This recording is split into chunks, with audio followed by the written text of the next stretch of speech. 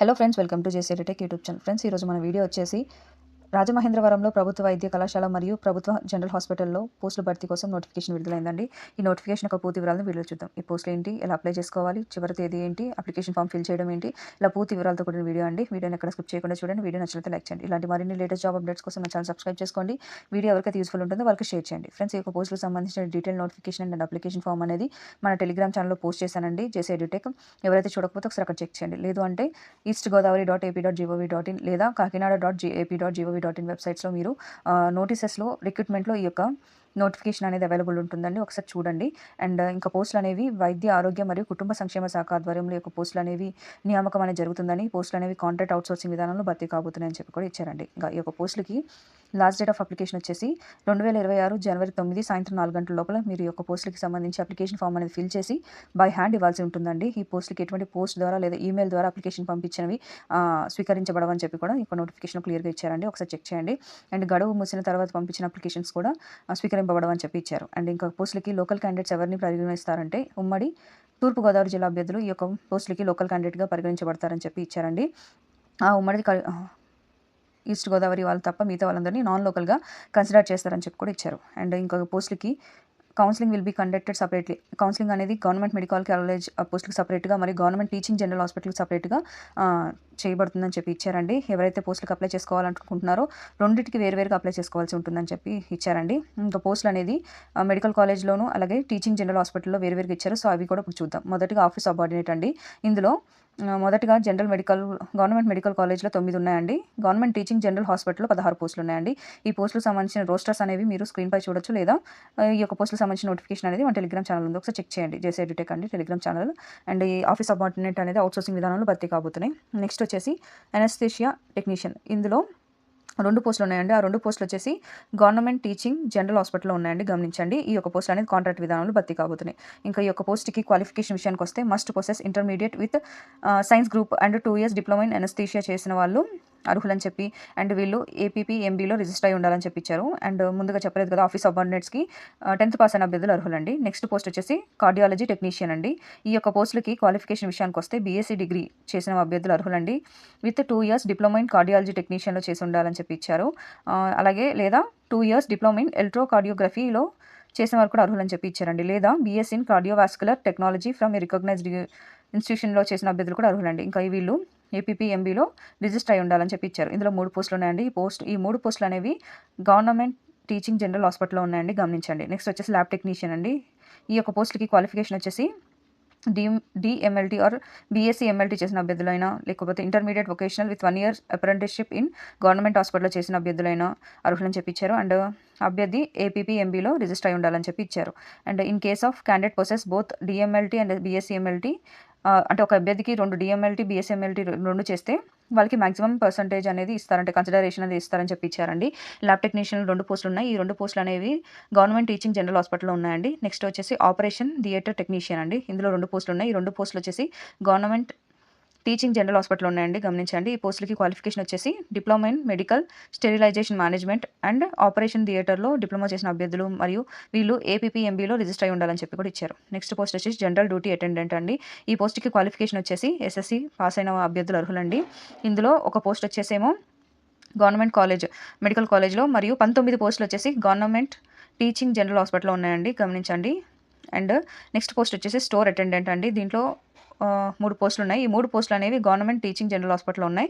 And ఈ పోస్ట్కి qualification వచ్చేసి 10వ తరగతి పాస్ అయిన అభ్యర్థులు అర్హులండి. నెక్స్ట్ పోస్ట్ వచ్చేసి ల్యాబ్ అటెండెంట్ అండి. మొత్తం ఒకే పోస్ట్ ఉందండి. ఒక పోస్ట్ కూడా మెడికల్ కాలేజ్లో ఉంది. ఈ యొక్క పోస్ట్కి 10వ తరగతి అర్హత పొంది ల్యాబ్ అటెండెంట్ కోర్స్ అనేది చేసి ఉన్న వాళ్ళు అర్హులని చెప్పి ఇచ్చారండి. నెక్స్ట్ పోస్ట్ వచ్చేసి ECG టెక్నీషియన్. ఇందులో ఒక పోస్ట్ ఉందండి. ఈ ఒక పోస్ట్ వచ్చేసి గవర్నమెంట్ టీచింగ్ జనరల్ హాస్పిటల్లో ఉందండి. ఈ పోస్ట్కి క్వాలిఫికేషన్ వచ్చేసి ఇంటర్మీడియట్ పాస్ అయి ఉండాలని చెప్పి, అలాగే డిప్లొమా ఇన్ ECG టెక్నీషియన్లో డిప్లొమా ఉన్న అభ్యర్థులు అర్హులని చెప్పి ఇచ్చారండి. నెక్స్ట్ వచ్చేసి లైబ్రరీ అసిస్టెంట్. ఈ యొక్క పోస్ట్కి క్వాలిఫికేషన్ వచ్చేసి intermediate with certificate in library science చేసిన అభ్యర్థులు అర్హులండి. ఇందులో ఒక పోస్ట్ ఉంది. ఒక పోస్ట్ వచ్చేసి మెడికల్ కాలేజ్లో ఉందండి. మొత్తం 60 పోస్టులు ఉన్నాయండి. 60 పోస్టుల్లో కాంట్రాక్ట్ విధానంలో 11 పోస్టులు భర్తీ కాబోతే అవుట్సోర్సింగ్లో 49 పోస్టులు. ఈ కాంట్రాక్ట్లో గవర్నమెంట్ మెడికల్ కాలేజ్లో ఒకటి ఉండగా గవర్నమెంట్ టీచింగ్ జనరల్ హాస్పిటల్లో 10 ఉన్నాయండి. అవుట్సోర్సింగ్ విధానంలో గవర్నమెంట్ మెడికల్ కాలేజ్లో 11 పోస్టులు ఉన్నాయి. అండ్ గవర్నమెంట్ టీచింగ్ జనరల్ హాస్పిటల్లో 38 పోస్టులు ఉన్నాయండి. గమనించండి. అండ్ ఈ యొక్క పోస్టులకి రిజర్వేషన్ అనేది ఉంటుందని చెప్పి ఇచ్చారు. అండ్ ఈ యొక్క పోస్టుకి రోస్టర్ అనేది మీరు స్క్రీన్పై చూశారు కదా. అండ్ పోస్టులకి ఏజ్ లిమిట్ వచ్చేసి 42 years and upper age limit. SC, ST, BC, EWS క్యాండిడేట్స్కి 5 ఇయర్స్ అనేది ఏజ్ రిలాక్సేషన్ ఉంటుంది. ఎక్స్ సర్వీస్ మ్యాన్కి 3 ఇయర్స్ ఉంటుందని చెప్పి ఇచ్చారండి. అలాగే ఈ యొక్క పోస్టులకి అప్లై చేసేటప్పుడు డిమాండ్ డ్రాఫ్ట్ అనేది తీయాల్సి ఉంటుందండి. ఈ డిమాండ్ డ్రాఫ్ట్ అనేది principal government medical college Rajamahendram వారి పేరున మీరు డిమాండ్ డ్రాఫ్ట్ అనేది తీయాల్సి ఉంటుంది.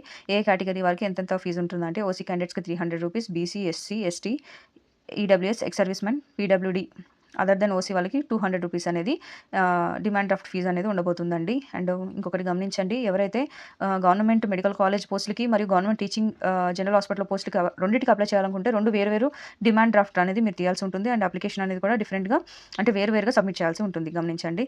అండ్ నెక్స్ట్ వచ్చేసి ఏమేమి సర్టిఫికేట్స్ అవసరం అంటే ఎస్ఎస్సీ ఆర్ ఈక్వలెంట్ సర్టిఫికేట్ అనేది అవసరం ఉంటుంది. తర్వాత మీ యొక్క క్వాలిఫికేషన్ సర్టిఫికేట్స్ ఇవ్వాల్సి ఉంటుందండి. అండ్ నెక్స్ట్ వచ్చేసి మీ mark memo, study certificates class 4th to 10th study certificates అనేది కూడా అటాచ్ చేయాల్సి ఉంటుంది.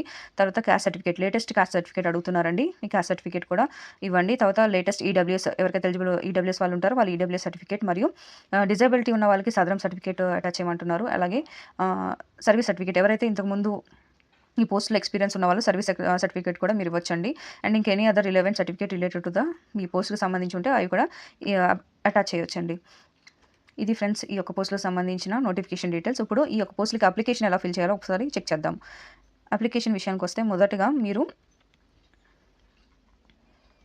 మీ ఫోటో అనేది ఎఫెక్స్ చేయాలండి. అది రైట్ సైడ్ టాప్ కార్నర్లో ఉంటుంది. అండ్ మీరు ఏ పోస్ట్కి అప్లై చేస్తున్నారో first application for the post of అన్న దగ్గర మీ పోస్ట్ నేమ్ రాయండి. తర్వాత ఏ దానికి అప్లై చేస్తున్నారు అంటే గవర్నమెంట్ మెడికల్ కాలేజ్లో పోస్ట్కి అప్లై చేస్తున్నారా లేదా గవర్నమెంట్ టీచింగ్ జనరల్ హాస్పిటల్లో అప్లై చేస్తున్నారో అక్కడ మెన్షన్ చేయండి, జీఎంసీ లేదా జీటీజీహెచ్ అని. తర్వాత అప్లికేషన్ నెంబర్ అనేది మీరు ఫిల్ చేయకండి, అది ఆఫీస్ పర్పస్ అండి, గమనించండి. Next name of the candidate, మీ పేరు, జెండర్, ఫాదర్ నేమ్, తర్వాత డేట్ ఆఫ్ బర్త్ ఇవ్వండి. తర్వాత మీ social status with sub caste కూడా ఇవ్వండి.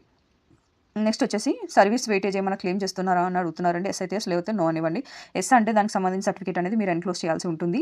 అండ్ నెక్స్ట్ ఫిజికలీ హ్యాండిక్యాప్డ్ అడుగుతున్నారండి. ఒకవేళ ఎస్ అయితే ఎస్ అని చెప్పి ఏ ఫిజికల్ హ్యాండిక్యాప్ అంటే మీ డిజేబిలిటీ ఏమి అనేది ఇక్కడ మెన్షన్ చేసి దాంతోపాటు సదరం సర్టిఫికేట్ అనేది ఎన్క్లోజ్ చేయండి. తర్వాత ఈడబ్ల్యూఎస్ రిజర్వేషన్ అప్లికబుల్ ఉంటే ఎస్ అని చెప్పి దానికి సంబంధించిన సర్టిఫికేట్ ఎన్క్లోజ్ చేయండి, లేదంటే నో అని ఇవ్వండి.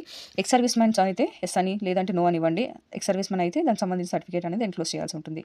నెక్స్ట్ వచ్చేసి మీ మొబైల్ నెంబర్ ఇవ్వండి. తర్వాత డీడీ పర్టికులర్స్ అంటే డిమాండ్ డ్రాఫ్ట్ అండి, దాని నెంబర్, డేట్, ఎంత అమౌంట్ అనేది ఇక్కడ మెన్షన్ చేయాలి. తర్వాత అడ్రస్ ఫర్ కమ్యూనికేషన్, మీ పోస్టల్ అడ్రస్ డీటెయిల్గా ఇక్కడ రాయండి. నెక్స్ట్ వచ్చేసి marks obtained in required academics and professionals, ఇక్కడ మీ క్వాలిఫికేషన్ బట్టి మార్క్స్ అనేది మీరు ఇవ్వాల్సి ఉంటుంది. అండ్ నెక్స్ట్ వచ్చేసి any details of contract outsourcing అంటే సర్వీస్ ఎవరైనా చేశారు ఇంతకుముందు ఎక్కడైనా సర్వీస్ కాంట్రాక్ట్ విధానం లేదా అవుట్సోర్సింగ్ ఆర్ హానోరియం బేసిస్ మీద ఏమైనా సర్వీస్ చేస్తే వాటి డీటెయిల్స్ అనేది మీరు ఇక్కడ మెన్షన్ చేయాల్సి ఉంటుంది. తర్వాత 4th to 10th school study certificate సంబంధించిన ఏ ఇయర్ పాస్ అయ్యారు, ఏ స్కూల్, ఆ స్కూల్ అనేది ఏ టౌన్, ఏ డిస్ట్రిక్ట్ కింద వస్తుందని డీటెయిల్స్ అనేది ఇక్కడ మెన్షన్ చేయండి. తర్వాత ఇచ్చిన డీటెయిల్స్ అన్ని కరెక్ట్ అని చెప్పి డిక్లరేషన్లలో చదివి మీరు ఇక్కడ సైన్ చేయాల్సి ఉంటుంది. అక్కడ కాంటాక్ట్ నెంబర్ కూడా మెన్షన్ చేయండి. ఇది ఫ్రెండ్స్ ఈ యొక్క నోటిఫికేషన్ సంబంధించిన డీటెయిల్స్. ఇలాంటి మరిన్ని లేటెస్ట్ జాబ్ అప్డేట్స్ కోసం నా ఛానల్ సబ్స్క్రైబ్ చేసుకోండి. వీడియో నచ్చినట్లయితే లైక్ చేయండి. ఎవరికైతే వీడియో యూస్ఫుల్ ఉంటుందో వాళ్ళకి షేర్ చేయండి. Thank you for watching.